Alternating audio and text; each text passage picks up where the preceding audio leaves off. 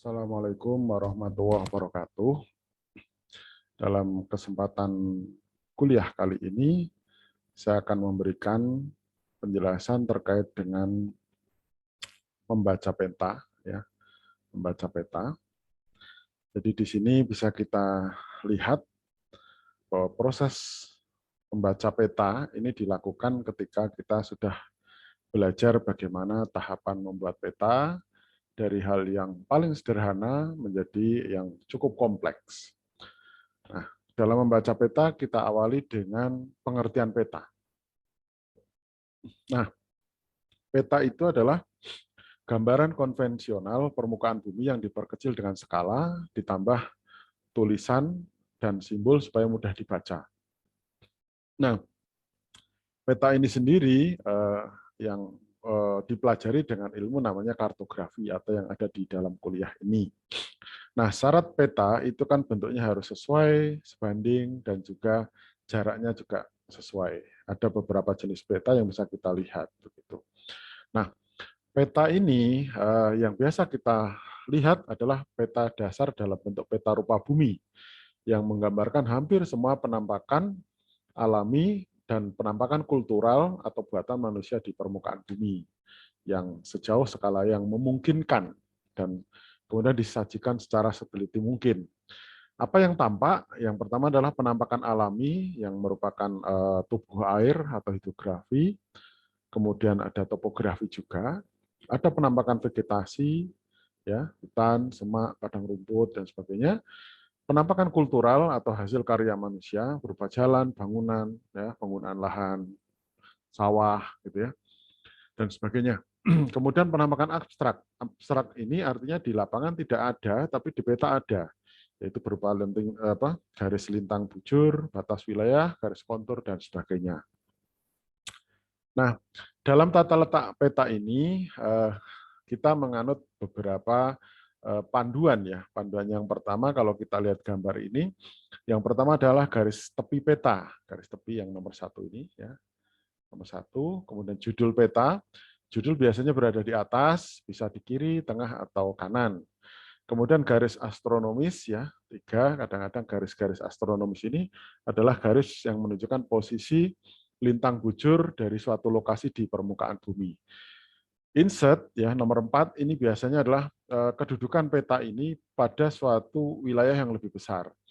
Misalnya kalau ini adalah kecamatan, maka di 4 ini adalah kabupaten. Jadi posisi kecamatan A misalnya di kabupaten ini berada di sisi yang mana, gitu ya.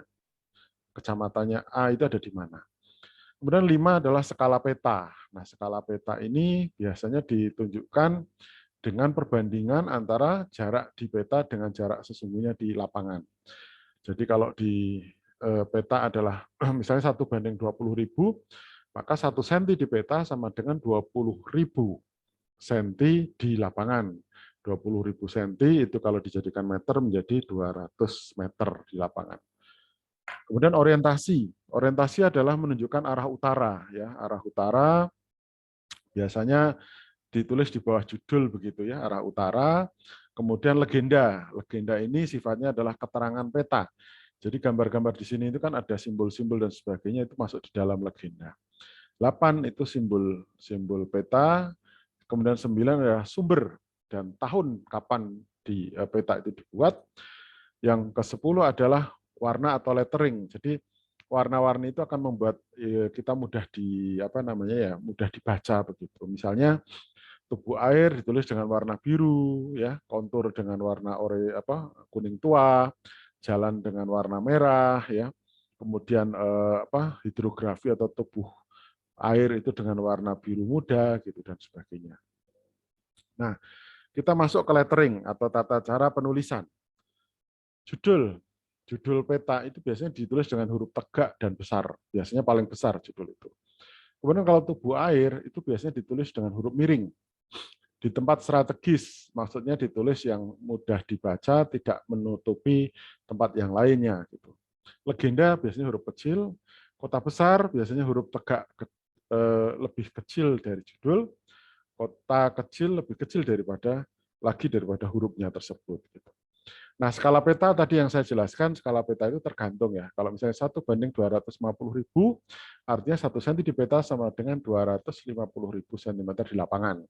Ya, ada skala numerik yang dalam bentuk angka-angka, ada juga skala grafis.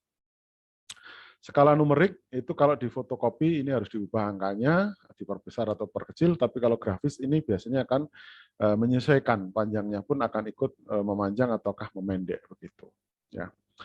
Kemudian cakupan daerah pada peta rupa bumi. Ya. Jadi misalnya ada pembagian, misalnya kalau 1:1 juta skalanya itu skala nasional, 250.000 regional provinsi, 100.000 itu bisa beberapa kabupaten. Nah, peta kabupaten umumnya adalah 1:50.000. Sedangkan kalau kecamatan pakai skala 1:25.000. Nah, di peta juga kita belajar tentang jarak. Apa itu? Semua jarak itu biasanya dianggap sebagai sesuatu yang horizontal. Padahal faktanya di permukaan bumi jarak itu tidak selalu rata. Kadang naik, kadang turun begitu. Nah, pengukuran sederhana jarak pada peta dapat menggunakan penggaris atau seutas benang, kemudian dibandingkan dengan jarak pada skala grafis. Kenapa kok benang ya? Kalau jalannya itu kelak-kelok kan penggaris agak susah. Maka kita bisa mencoba benang itu ditempelkan pada jalur jalan yang berliku itu, dipaskan begitu. Nanti setelah selesai benang ditarik, disamakan dengan garis, akan ketemu berapa senti, lalu berdasarkan skalanya berapa, akan ketemu jumlah sesungguhnya, panjang sesungguhnya di lapangan. Ya. Orientasi ini menunjukkan adalah arah utara, ya. Jadi kalau yang penting arah utara itu selalu ke arah atas. Ya, memang ke arah utara itu ada yang arah utara banget, ada yang agak-agak bergeser tergantung pergeserannya mengikuti apa. Nah, simbol-simbol. Nah, simbol-simbol di peta rupa bumi itu macam-macam ya. Ada titik, ada kotak, ada titiknya gede, ada simbol misalnya mobil yang menunjukkan itu terminal, atau mungkin yang seperti petir ini adalah PLN, ada mungkin jaringan telepon, rumah makan, atau mungkin ibu kota desa, kabupaten, kecamatan, dan sebagainya. Kemudian garis biasanya jalan, ya jalan. Kalau yang berkelok itu alur sungai atau aliran air. Kemudian simbol-simbol area yang merupakan luasan, gitu ya. Relief, ya relief ini adalah menunjukkan kenampakan 3 dimensi atau volumetrik, yaitu merupakan panjang, lebar, dan tinggi. Nah, relief ini kita bisa melihat, membayangkan peta itu walaupun terlihat 2 dimensi, akan kita bayangkan itu seperti 3 dimensi. Semakin rapat garis kontur, maka semakin besar kemiringan lerengnya. Jadi kalau kita lihat garis kontur, seperti background ini di sini, makin rapat ini makin curam, gitu. Makin longgar, makin datar. Ini contohnya longgar kan begini. Yang dapat dijelaskan ya dari bentuk topografinya, ketinggian, kemiringan lereng, pembuatan profil, dan sebagainya. Lalu kita kenal ada yang namanya interval kontur, yang kita hitung dari 1/2000 kali penyebut skala petanya. Misalnya skala petanya kan 1:20.000 gitu ya. Nah, jadi 1/2000 kali 20.000 berarti sama dengan 20 gitu ya. 20 meter. Jadi interval atau jarak antar kontur itu adalah 20 meter. Antar garis kontur ini beda tingginya adalah 20 meter gitu. Itu cara bacanya seperti itu. Nah, mungkin ini yang bisa saya sampaikan untuk terkait dengan membaca peta. Kemudian ada info tambahan juga yang terkait membaca peta ini, ya.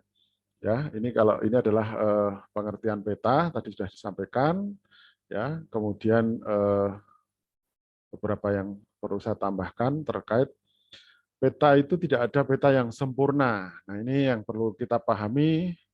Peta itu walaupun ilmunya sama, dilakukan oleh 2 orang berbeda, nanti peta itu hasilnya bisa berbeda. Karena peta itu ada gabungan antara ilmu dan seni. Tidak ada alat yang dapat merekam yang sampai seakurat mungkin, tapi paling tidak mendekati fakta. Nah, itu yang bisa disepakati seperti itu. Nah, pembuat peta bisa menggunakan alat tradisional atau yang sekarang alat-alat modern seperti drone dan sebagainya, gitu ya. Alat modern seperti fotografi yang menggunakan satelit resolusi tinggi mampu merekam detail sampai resolusi beberapa meter. Bahkan sekarang citra satelit itu untuk peta bisa sampai ketajaman sekitar setengah meter. Jadi benda-benda yang mempunyai lebar setengah meter itu sudah bisa diwakili oleh satu titik warna. Artinya kalau benda itu mau jelas ya, yang lebarnya 1 meter lebih itu sudah bisa terdeteksi oleh citra satelit atau pemotretan dari luar angkasa. Ini kan luar biasa. Tapi memang waktu pemotretan itu menyesuaikan dengan waktu orbitnya. Ya, jadi misalnya citra satelit itu kan dibawa oleh satelitnya. Nah, satelitnya misalnya lagi mengudara di atas Jogja, pas kapan?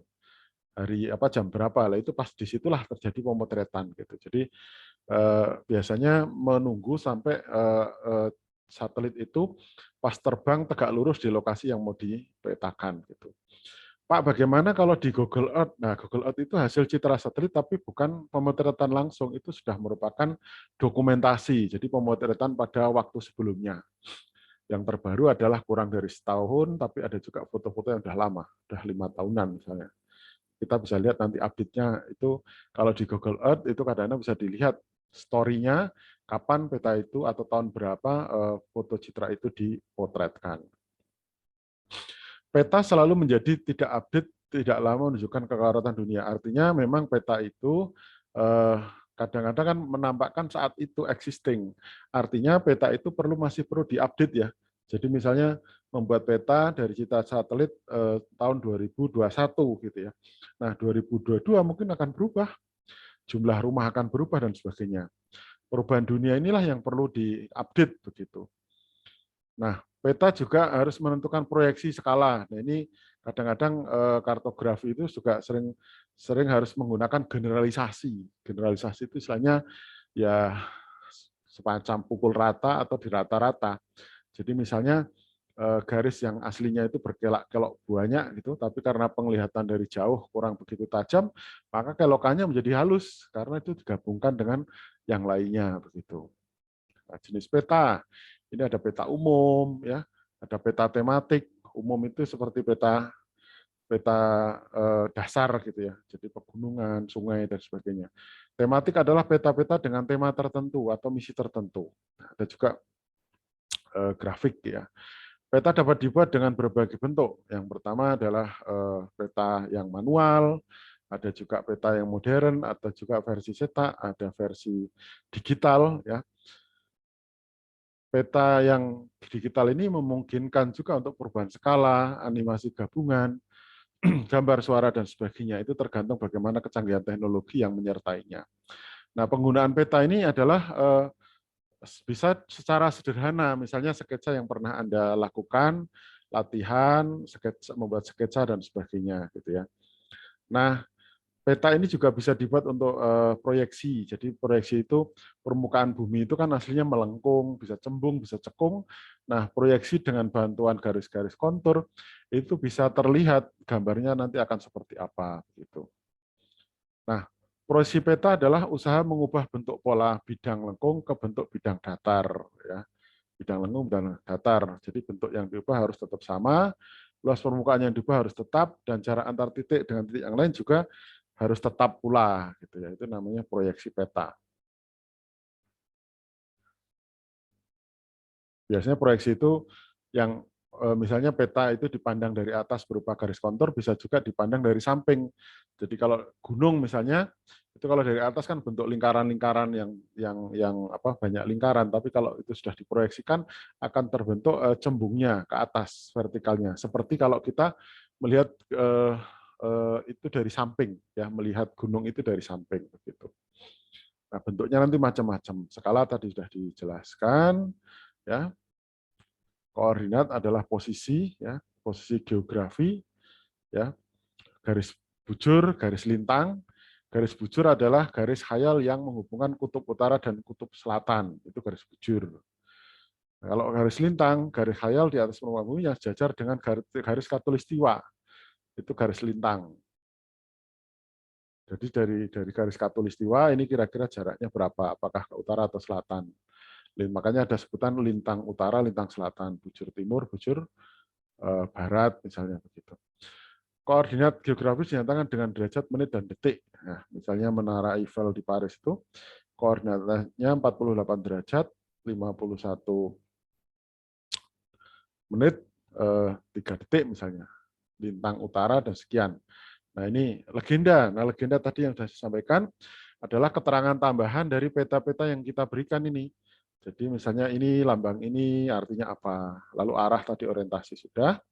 Elevasi adalah kemiringan lereng, ya, kemiringan lereng atau ketinggian suatu tempat yang biasanya itu ada titik dan kemudian ada angkanya, itu menunjukkan ketinggian berapa. Nah, topografi itu kaitannya dengan biasanya ada garis kontur pada skala petanya, gitu ya. Nah, ini yang terkait dengan membaca peta. Nah, mungkin nanti satu saat kita akan melihat bagaimana sih prakteknya membaca peta itu, gitu. Mungkin itu, terima kasih, dan silahkan kalau ada pertanyaan ditulis di bagian kolom komentar di channel YouTube ini. Terima kasih atas kerjasamanya. Bila taufiq wal hidayah, assalamualaikum warahmatullahi wabarakatuh. Salam sejahtera buat semuanya.